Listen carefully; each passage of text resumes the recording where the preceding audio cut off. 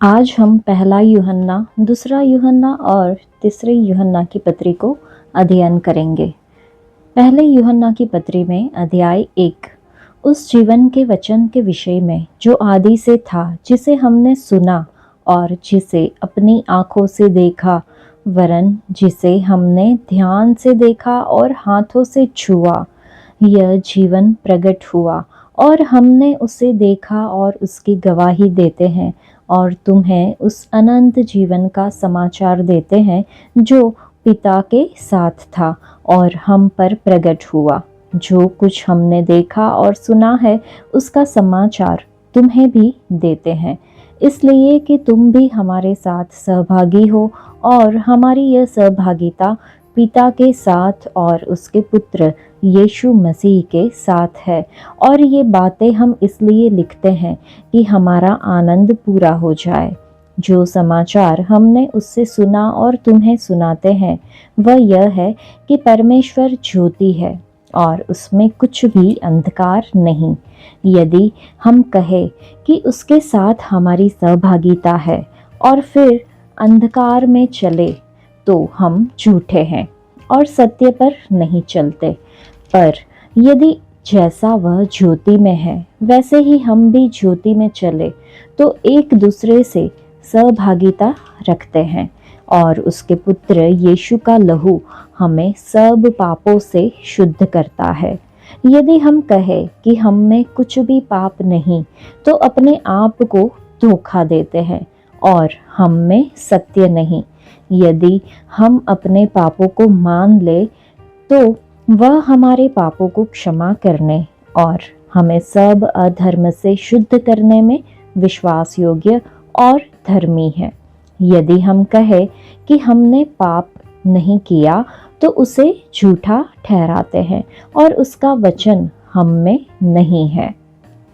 इस अध्याय के पहले ही वचन में हम देखते हैं जीवन के वचन के बारे में। यहाँ पर वचन का अभिप्राय यीशु मसीह है जो जीवन देता है। यीशु वास्तव में परमेश्वर था क्योंकि सृष्टि रचना के समय वह परमेश्वर के साथ उपस्थित था, परंतु वह मनुष्य बनकर भी आया था जिसे देखा गया, छुआ गया और सुना जा सकता था। तीसरे वचन में उसके पुत्र यीशु मसीह के बारे में हम पढ़ते हैं। यीशु को परमेश्वर का पुत्र कहकर लेखक ये दर्शाता है कि यीशु परमेश्वर के कितना निकट था।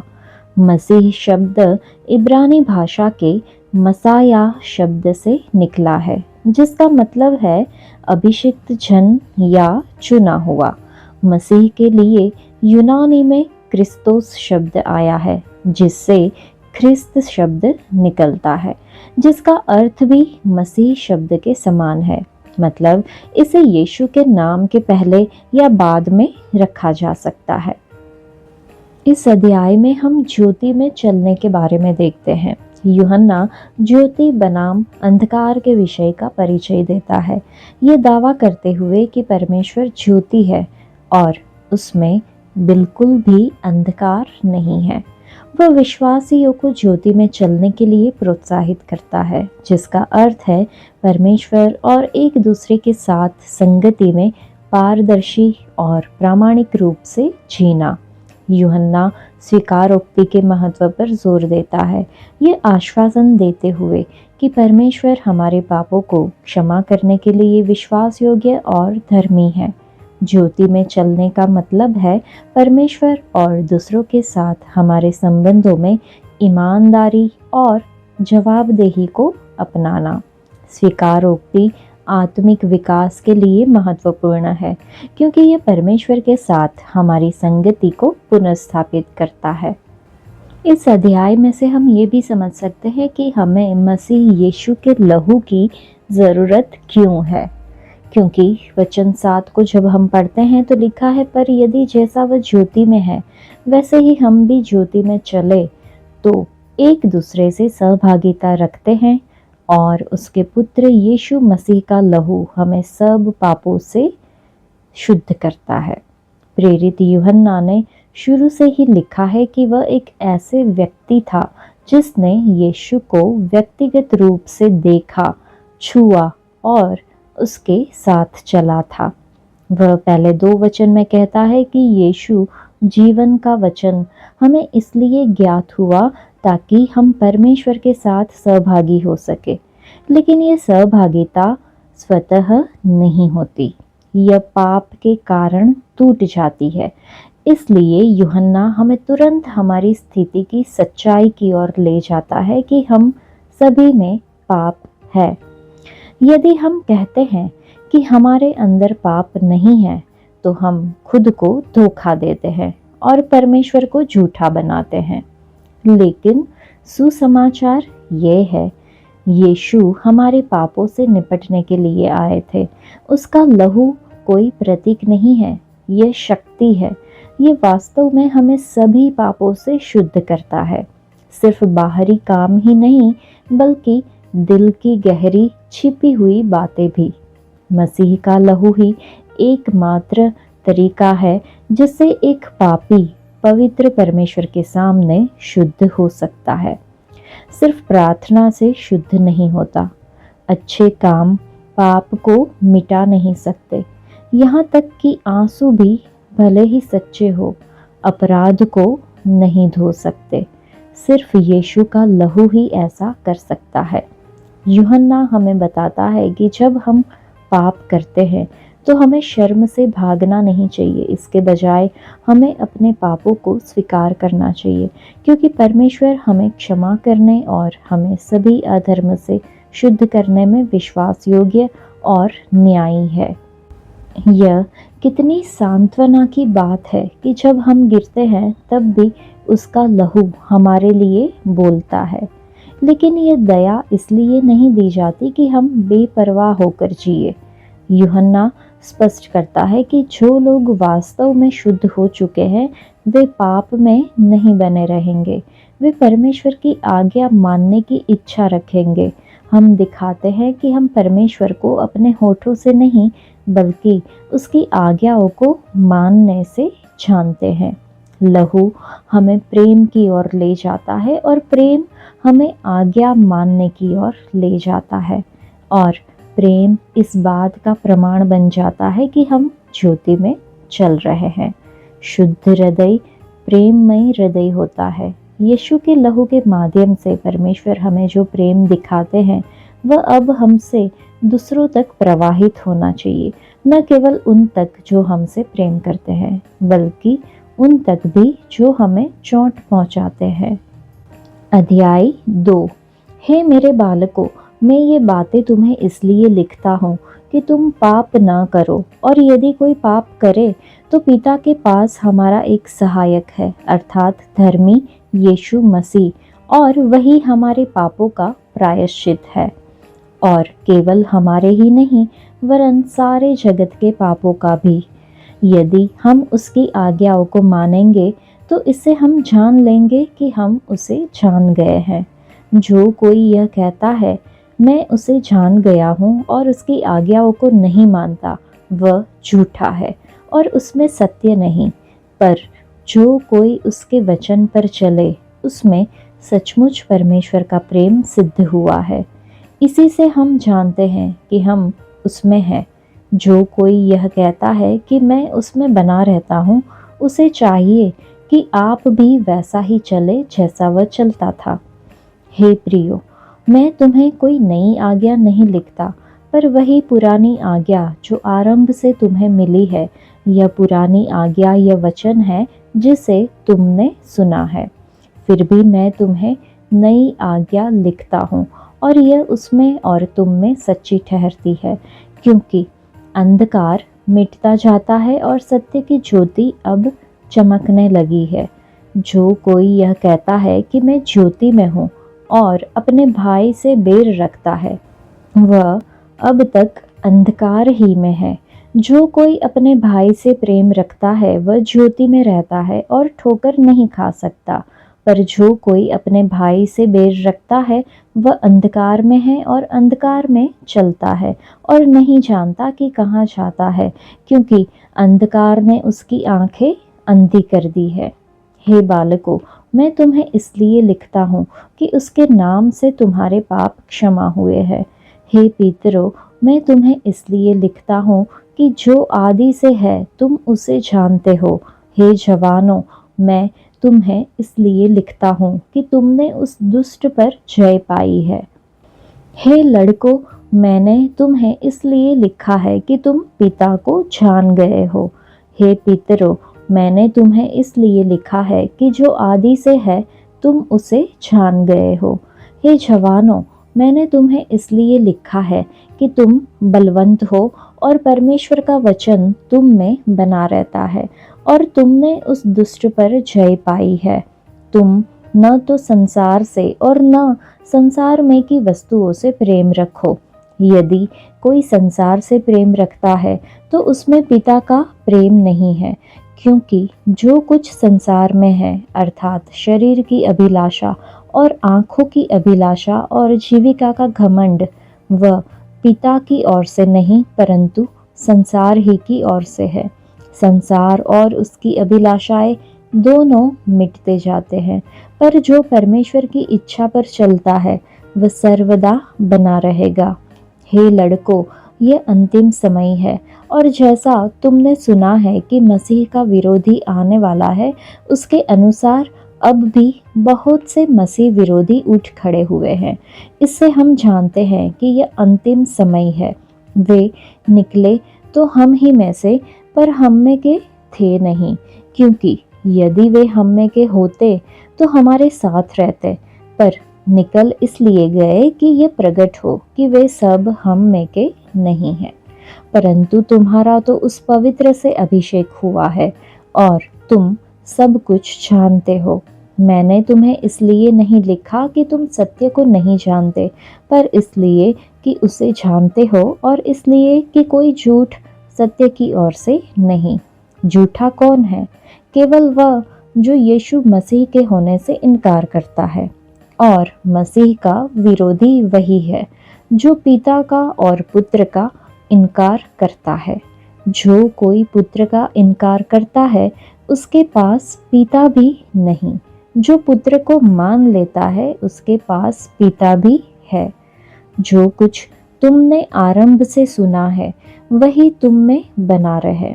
जो तुमने आरंभ से सुना है यदि वह तुम में बना रहे तो तुम भी पुत्र में और पिता में बने रहोगे। और जिसकी उसने हमसे प्रतिज्ञा की वह अनंत जीवन है। मैंने ये बातें तुम्हें उनके विषय में लिखी है जो तुम्हें भरमाते हैं, परंतु तुम्हारा वह अभिषेक जो उसकी ओर से किया गया तुम में बना रहता है। और तुम्हें इसका प्रयोजन नहीं कि कोई तुम्हें सिखाए, वरन जैसे वह अभिषेक जो उसकी ओर से किया गया तुम्हें सब बातें सिखाता है, और यह सच्चा है और झूठा नहीं। और जैसा उसने तुम्हें सिखाया है वैसे ही तुम उसमें बने रहते हो। अतः हे बालकों, उसमें बने रहो कि जब वह प्रकट हो तो हमें हियाव हो और हम उसके आने पर उसके सामने लज्जित न हो। यदि तुम जानते हो कि वह धर्मी है तो यह भी जानते हो कि जो कोई धर्म का काम करता है वह उससे जन्मा है। इस अध्याय में हम प्रेम करने की आज्ञा को देखते हैं।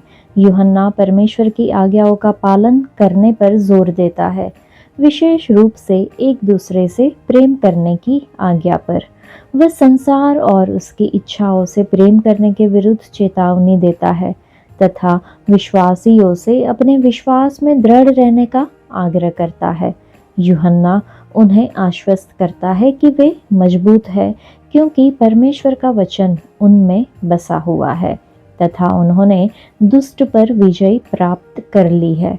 परमेश्वर के प्रति आज्ञा पालन उसके प्रेम और अनुग्रह के प्रति एक स्वाभाविक प्रतिक्रिया है।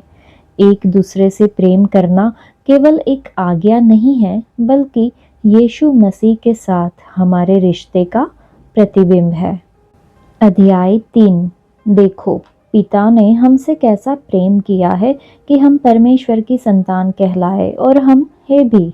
इस कारण संसार हमें नहीं जानता, क्योंकि उसने उसे भी नहीं जाना। हे प्रियो, अब हम परमेश्वर की संतान हैं, और अभी तक यह प्रकट नहीं हुआ कि हम क्या कुछ होंगे। इतना जानते हैं कि जब वह प्रकट होगा तो हम उसके समान होंगे, क्योंकि उसको वैसा ही देखेंगे जैसा वह है। और जो कोई उस पर यह आशा रखता है वह अपने आप को वैसा ही पवित्र करता है जैसा वह पवित्र है। जो कोई पाप करता है वह व्यवस्था का विरोध करता है, और पाप तो व्यवस्था का विरोध है। तुम जानते हो कि वह इसलिए प्रकट हुआ कि पापों को हर ले जाए, और उसके स्वभाव में पाप नहीं। जो कोई उसमें बना रहता है वह पाप नहीं करता। जो कोई पाप करता है उसने न तो उसे देखा है और न उसको जाना है। हे बालकों, किसी के भरमाने में न आना। जो धर्म के काम करता है वही उसके समान धर्मी है। जो कोई पाप करता है वह शैतान की ओर से है, क्योंकि शैतान आरंभ ही से पाप करता आया है। परमेश्वर का पुत्र इसलिए प्रकट हुआ कि शैतान के कामों का नाश करे। जो कोई परमेश्वर से जन्मा है वह पाप नहीं करता, क्योंकि उसका बीज उसमें बना रहता है, और वह पाप कर ही नहीं सकता क्योंकि परमेश्वर से जन्मा है। इसी से परमेश्वर की संतान और शैतान की संतान जाने जाते हैं। जो कोई धर्म के काम नहीं करता वह परमेश्वर से नहीं, और न वह जो अपने भाई से प्रेम नहीं रखता। क्योंकि जो समाचार तुमने आरंभ से सुना वह यह है कि हम एक दूसरे से प्रेम रखें, और केन के समान न बने जो उस दुष्ट से था और जिसने अपने भाई को घात किया। और उसे किस कारण घात किया?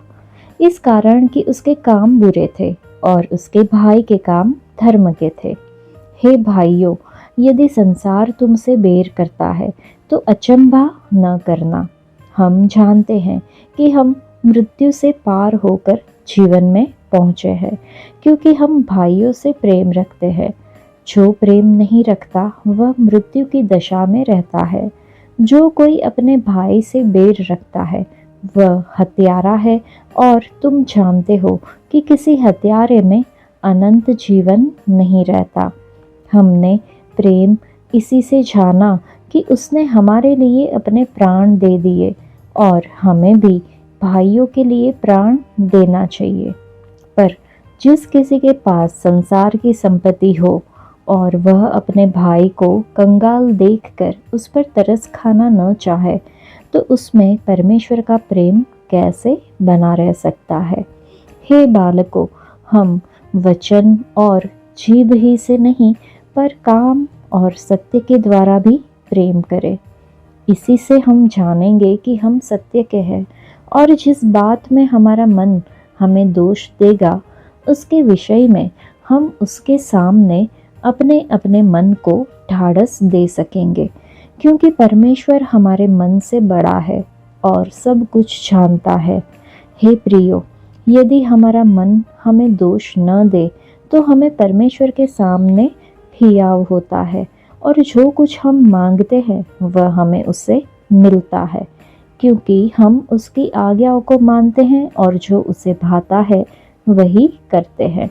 उसकी आज्ञा यह है कि हम उसके पुत्र यीशु मसीह के नाम पर विश्वास करें, और जैसा उसने हमें आज्ञा दी है उसी के अनुसार आपस में प्रेम रखे।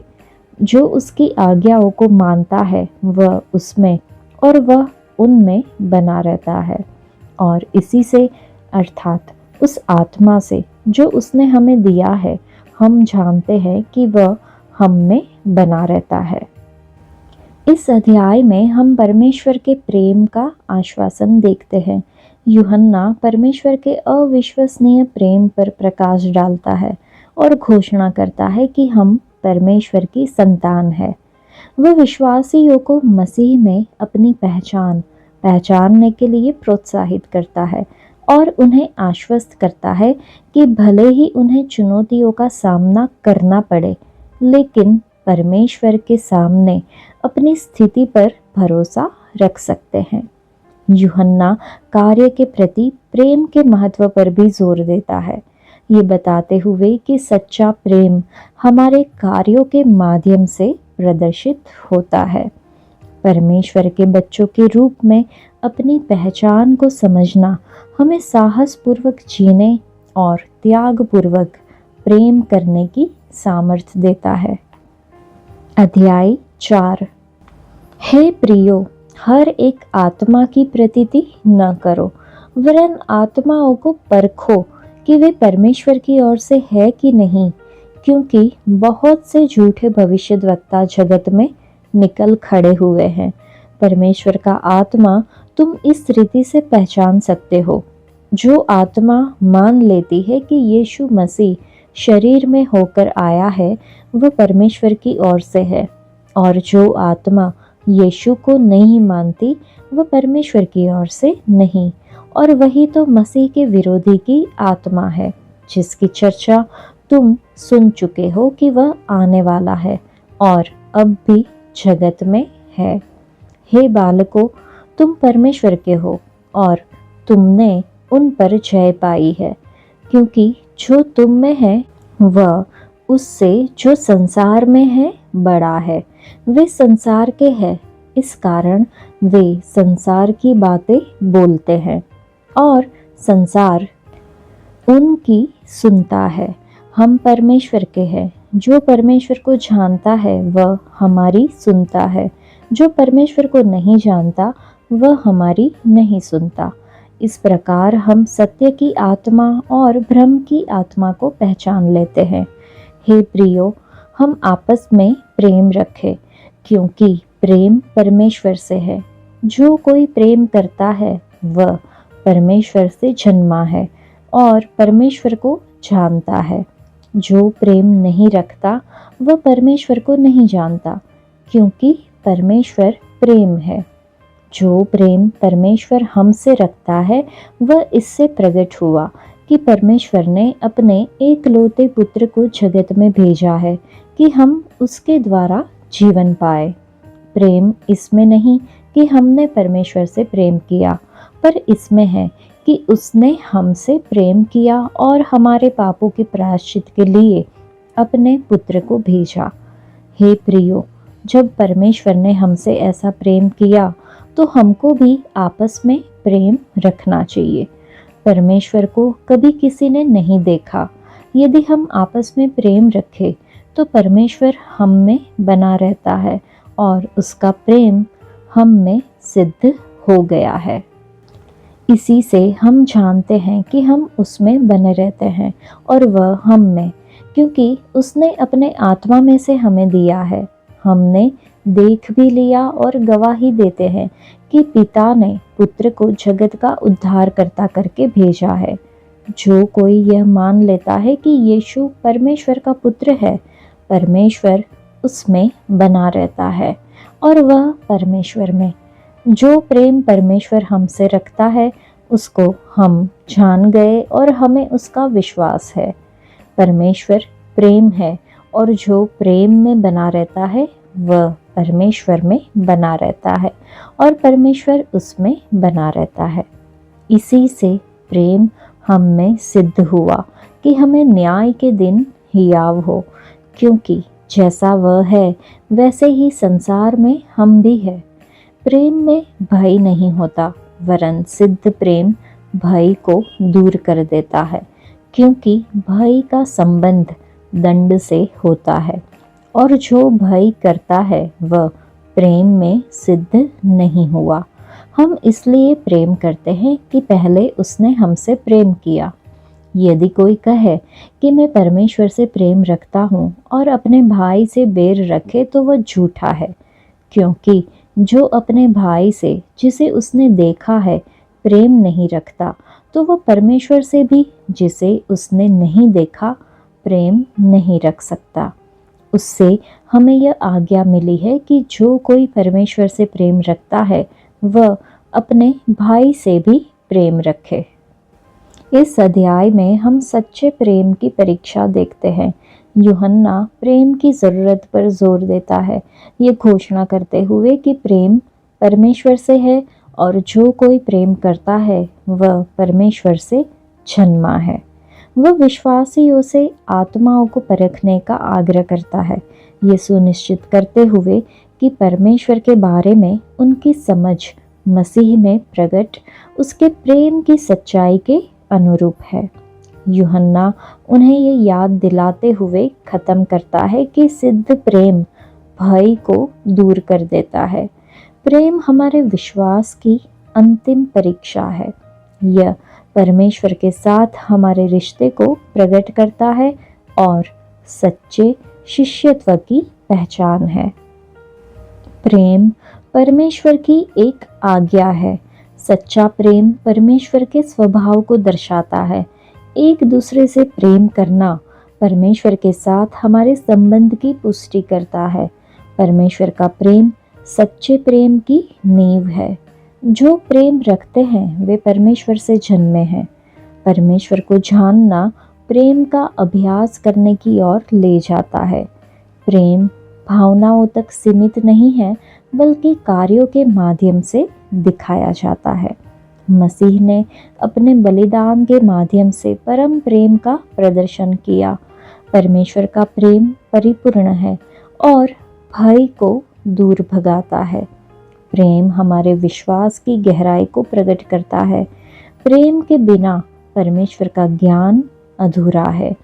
एक दूसरे से प्रेम करना विश्वासियों के बीच एकता और शांति लाता है। चलिए हम परमेश्वर के प्रेम को अपनाएं, इसे स्वतंत्र रूप से साझा करें और एक दूसरे के प्रति अपने प्रेम के माध्यम से उसके स्वभाव के सच्चे गवाह के रूप में जिए।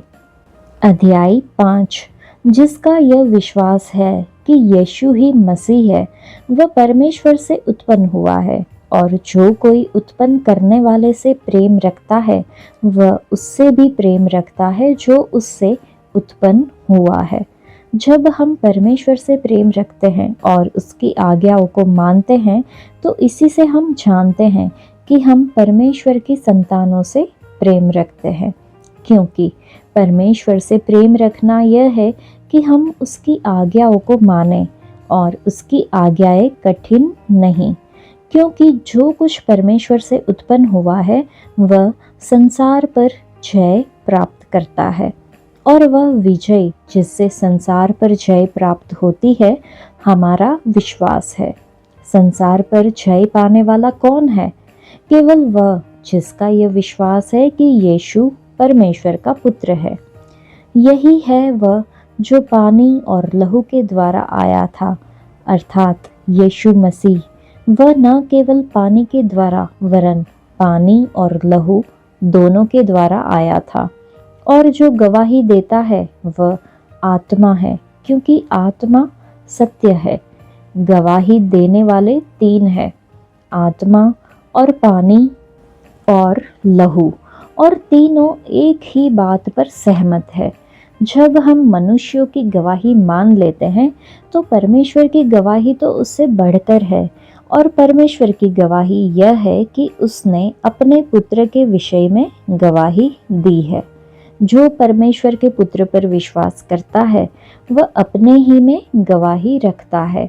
जिसने परमेश्वर पर विश्वास नहीं किया उसने उसे झूठा ठहराया, क्योंकि उसने उस गवाही पर विश्वास नहीं किया जो परमेश्वर ने अपने पुत्र के विषय में दी है।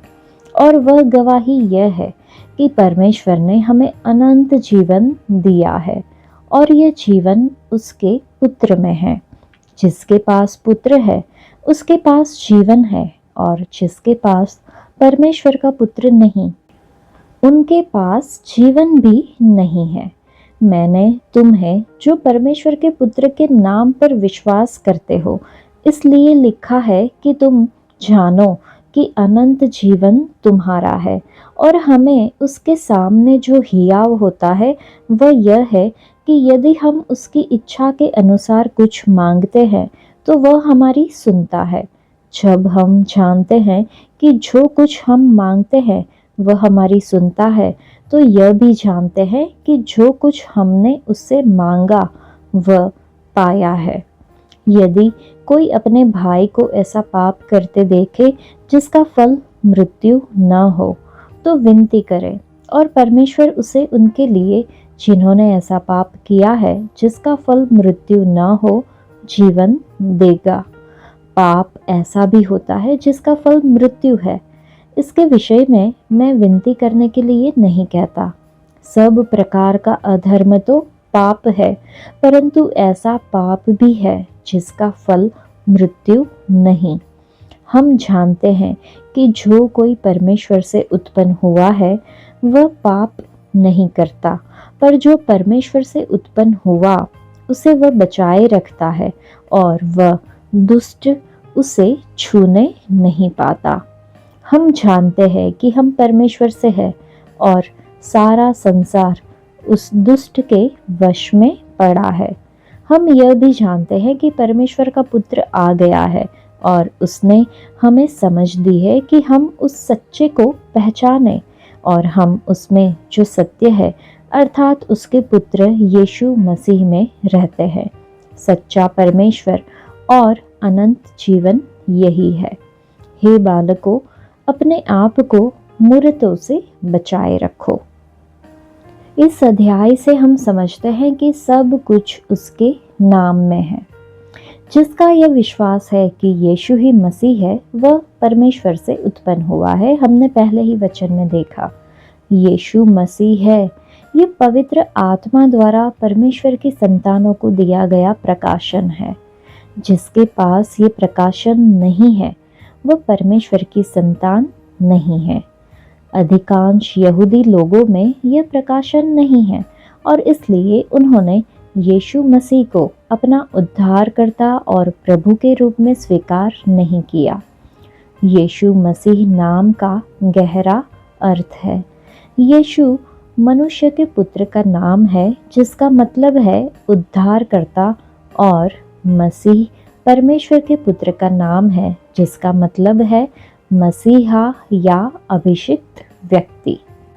यह नाम ही वह है जिस पर हमें अनंत आग से बचने की और अनंत जीवन प्राप्त करने के लिए विश्वास करने की जरूरत है। हमारा उद्धार, पाप पर विजय, अनंत जीवन, शांति, आनंद सभी इस नाम यीशु मसीह से जुड़े हैं, जो कि परमेश्वर के पुत्र की मानवता और पवित्रता की एक आदर्श अभिव्यक्ति है। केवल तभी जब हम इस नाम को पूरे विश्वास के साथ ग्रहण करते हैं और अपने वचन और जीवन में इसकी महिमा करते हैं, हम याहवे परमेश्वर की संतान के रूप में जीते हैं। हम विस्मय में पड़ जाएंगे अगर हम जान ले कि यीशु मसीह कौन है। यूहन्ना की पत्री अध्याय 8 में हम देखते हैं, उन्होंने कहा, मैं हूँ। पहले अध्याय में हमारा सृष्टिकर्ता, इब्रानियों की पत्री अध्याय 13 में कभी न बदलने वाला, और दूसरे अध्याय में उद्धार का रचयिता। पहले तिमुथियुस की पत्री दूसरे अध्याय में परमेश्वर और मनुष्य के बीच मध्यस्थ। योएल की पत्री तीसरे अध्याय में सभी देशों का न्यायी। इब्रानियों की पत्री अध्याय 12 में हमारे विश्वास का रचयिता और परिपूर्ण करता। रोमियो की पत्री अध्याय 8 में हमारा बड़ा भाई। पहले यूहन्ना की पत्री पहले ही अध्याय में हमारी अनंत जीवन रेखा। इस अध्याय के वचन 16 के अनुसार 2 प्रकार के पाप है। पाप जो मृत्यु की ओर ले जाते हैं और पाप जो मृत्यु की ओर नहीं ले जाते। यीशु मसीह उन पापों को क्षमा करता है जिन्हें हम स्वीकार करते हैं और पश्चाताप करते हैं, और इसलिए वे मृत्यु की ओर नहीं ले जाते। पाप जिन्हें हम स्वीकार नहीं करते और पश्चाताप नहीं करते, उन्हें क्षमा नहीं किया जाता और इसलिए वे मृत्यु की ओर ले जाते हैं। इस प्रकार यीशु मसीह हमारी जीवन रेखा है, बल्कि हमारी अनंत जीवन रेखा है। तो हमारे लिए सीखने को है कि यीशु ही मसीह है। यीशु मसीह हमारा बड़ा भाई है। यीशु मसीह हमारी अनंत जीवन रेखा है। दूसरे यूहन्ना की पत्री का अध्याय 1। मुझ प्राचीन की ओर से उस चुनी हुई महिला और उसके बच्चों के नाम जिनसे मैं सच्चा प्रेम रखता हूँ, और केवल मैं ही नहीं वरन वे सब भी प्रेम रखते हैं जो सत्य को जानते हैं। वह सत्य जो हम में स्थिर रहता है और सर्वदा हमारे साथ अटल रहेगा। परमेश्वर पिता और पिता के पुत्र यीशु मसीह की ओर से अनुग्रह और दया और शांति, सत्य और प्रेम सहित हमारे साथ रहेंगे। मैं बहुत आनंदित हुआ कि मैंने तेरे कुछ बच्चों को उस आज्ञा के अनुसार जो हमें पिता की ओर से मिली थी, सत्य पर चलते हुए पाया। अब हे महिला, मैं तुझे कोई नई आज्ञा नहीं, पर वही जो आरंभ से हमारे पास है लिखता हूँ, और तुझसे विनती करता हूँ कि हम एक दूसरे से प्रेम रखें। और प्रेम यह है कि हम उसकी आज्ञाओं के अनुसार चले। यह वही आज्ञा है जो तुमने आरंभ से सुनी है, और तुम्हें इस पर चलना भी चाहिए, क्योंकि बहुत से ऐसे भरमाने वाले जगत में निकल आए हैं जो ये नहीं मानते कि यीशु मसीह शरीर में होकर आया। भरमाने वाला और मसीह विरोधी यही है। अपने विषय में चौकस रहो कि जो परिश्रम हमने किया है उसको तुम गवा न दो, वरन उसका पूरा प्रतिफल पाओ। जो कोई मसीह की शिक्षा से आगे बढ़ जाता है और उसमें बना नहीं रहता, उसके पास परमेश्वर नहीं। जो कोई उसकी शिक्षा में स्थिर रहता है, उसके पास पिता भी है और पुत्र भी। यदि कोई तुम्हारे पास आए और यही शिक्षा न दे, उसे न तो घर में आने दो और न नमस्कार करो, क्योंकि जो कोई ऐसे जन को नमस्कार करता है वह उसके बुरे कामों में साझी होता है। मुझे बहुत सी बातें तुम्हें लिखनी है, पर कागज और स्याही से लिखना नहीं चाहता, पर आशा है कि मैं तुम्हारे पास आऊँगा और आमने सामने बातचीत करूँगा, जिससे तुम्हारा आनंद पूरा हो। तेरी चुनी हुई बहन के बच्चे तुझे नमस्कार कहते हैं। इन वचनों में हम समझते हैं कि सत्य और प्रेम में चलना। यूहन्ना सत्य में चलने की आवश्यकता पर जोर देता है, जो मसीही जीवन का आधार है। सत्य केवल एक अवधारणा नहीं है, बल्कि यीशु में सन्निहित है। एक दूसरे से प्रेम करने की आज्ञा दोहराई जाती है, जो दर्शाती है कि प्रेम ही सच्चे शिष्यत्व की पहचान है। यूहन्ना कलीसिया को उन धोखेबाजों से सावधान रहने की चेतावनी देता है, जो मसीह के सत्य को स्वीकार नहीं करते। हम ये भी सीखते हैं कि जो यीशु मसीह के सत्य का अनुसरण कर रहे थे, उन्हें चेतावनी दी गई थी कि झूठे शिक्षकों जो भरमाने वाले हैं, उन लोगों को अपने घरों में न आने दिया जाए।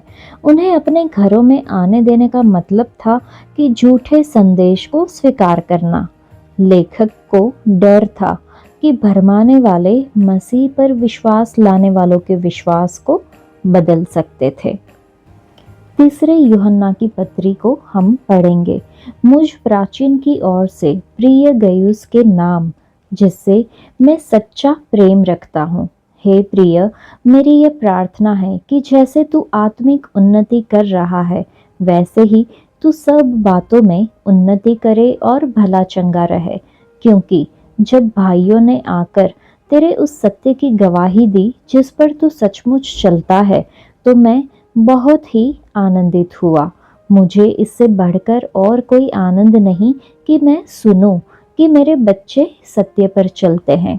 हे प्रिय, जो कुछ तू उन भाइयों के साथ करता है जो परदेशी है, उसे विश्वासी के रूप में करता है।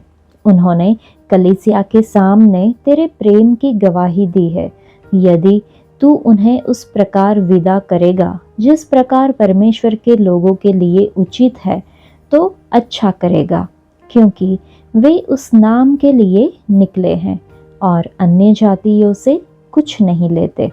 इसलिए ऐसों का स्वागत करना चाहिए, जिससे हम भी सत्य के पक्ष में उनके सहकर्मी हो। मैंने कलीसिया को कुछ लिखा था, पर दियुत्रिफेस जो उनमें बड़ा बनना चाहता है हमें ग्रहण नहीं करता। इसलिए जब मैं आऊँगा तो उसके कामों की जो वह कर रहा है सुधि दिलाऊंगा कि वह हमारे विषय में बुरी बुरी बातें बकता है, और इस पर भी संतोष न करके आप ही भाइयों को ग्रहण नहीं करता, और उन्हें जो ग्रहण करना चाहते हैं मना करता है और कलीसिया से निकाल देता है। हे प्रिय, बुराई के नहीं पर भलाई के अनुयायी हो। जो भलाई करता है वह परमेश्वर की ओर से है, पर जो बुराई करता है उसने परमेश्वर को नहीं देखा।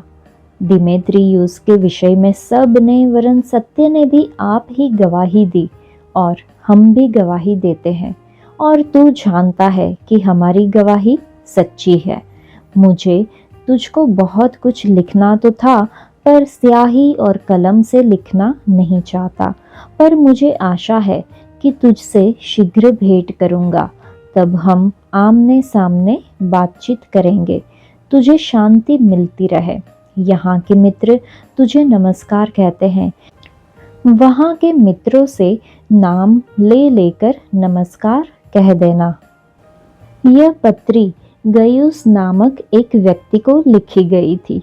लेखक अपने मित्र गयुस के लिए प्रार्थनाएं और धन्यवाद करता है, जो प्रभु के उन अनुयायियों का स्वागत किया करता था जो यीशु के संदेश को लेकर गयुस के क्षेत्र की यात्रा करते थे। गयुस के समूह की कलीसिया का एक अगुआ, जिसका नाम दियुत्रिफेस था, वह प्रभु के किसी भी अनुयायी का स्वागत करने से इनकार कर रहा था और दूसरों को भी ऐसा करने के लिए उकसा रहा था। इसलिए गयुस को प्रभु के अनुयायियों का स्वागत करने के लिए प्रोत्साहित किया गया है, यद्यपि दियुत्रिफेस ऐसा नहीं कर रहा था। गयुस प्रभु का एक अनुयायी जो यीशु मसीह के सत्य को मानने वाले के रूप में जाना जाता था। लेखक गयुस की प्रशंसा करता है क्योंकि वह अपनी कलीसिया के समुदाय को, यात्री प्रचारकों और शिक्षकों का जो उसके नगर में आते थे, स्वागत करने और आतिथ्य सत्कार करने के लिए प्रोत्साहित करता था। रोमी संसार में गयुस एक सामान्य नाम था। नए नियम में इस नाम के कई पुरुषों का उल्लेख पाया जाता है। गयुस यीशु के बारे में इस सत्य पर चलता था कि वह परमेश्वर का पुत्र और चुना हुआ मसीह था। वह यीशु के विषय में उस झूठी शिक्षा के विपरीत है, जिसमें माना जाता था कि यीशु वास्तव में मानव शरीर में नहीं था और परमेश्वर का पुत्र नहीं था। इस अध्याय में हम आतिथ्य सत्कार और समर्थन को देखते हैं। यूहन्ना मिशनरियों के प्रति अपनी वफादारी और आतिथ्य सत्कार के लिए गयुस की प्रशंसा करता है, साथ ही विश्वासियों का समर्थन करने के महत्व को दर्शाता है। यूहन्ना ने गयुस की तुलना दियुत्रिफेस से की, जो सत्ता की खोज करता है और अधिकार को अस्वीकार करता है। कलीसिया के भीतर घमंड और स्वार्थी व्यवहार के खतरों को उजागर करता है। यूहन्ना विश्वासियों को अच्छाई करते रहने और सुसमाचार के प्रसार का समर्थन करने के लिए प्रोत्साहित करता है। तो हमारे लिए सबक है कि विश्वासी यीशु में विश्वास के माध्यम से अपने उद्धार और परमेश्वर के साथ संबंध में विश्वास रख सकते हैं। नियमित और ईमानदारी से की गई प्रार्थना परमेश्वर के साथ हमारे संबंध को मजबूत करती है और हमारी इच्छाओं को उसकी इच्छा के साथ जोड़ती है। हमारे जीवन में सत्य को बनाए रखना मसीह के प्रति हमारी प्रतिबद्धता को दर्शाता है और हमारे समुदाय को मजबूत करता है। दूसरों के लिए सच्चा प्रेम हमारे विश्वास का प्रमाण है और हमारे प्रति परमेश्वर के बलिदान पूर्ण प्रेम का प्रतिबिंब है। साथ ही विश्वासियों के लिए आतिथ्य सत्कार और समर्थन एक स्वस्थ कलीसिया समुदाय को बढ़ावा देने और सुसमाचार को आगे बढ़ाने में महत्वपूर्ण है। कलीसिया के भीतर एकता और प्रेम बनाए रखने के लिए परमेश्वर के अधिकार के प्रति विनम्रता और समर्पण बहुत ही ज़रूरी है। यूहन्ना की पत्री विश्वास, प्रेम और सत्य की प्रकृति के बारे में समृद्ध अंतर्दृष्टि प्रदान करता है। पहला यूहन्ना 5 विश्वासियों को उनके विश्वास और प्रार्थना की सामर्थ्य का आश्वासन देता है, जबकि दूसरा यूहन्ना सत्य और प्रेम में चलने के महत्व पर जोर देता है। और अंत में तीसरा यूहन्ना मसीही समुदाय में आतिथ्य, सत्कार और समर्थन के मूल्य पर प्रकाश डालता है। इन पाठों को अपनाने से विश्वासी एक जीवंत विश्वास विकसित कर सकते हैं, जो उनके जीवन और दूसरों के साथ बातचीत में मसीह के प्रेम को दर्शाता है। चलिए हम अपने जीवन में मसीह के प्रेम को प्रतिबिंबित करने वाला एक जीवंत विश्वास विकसित करें। आज के लिए इतना ही। परमेश्वर आप सबको आशीष दे। धन्यवाद।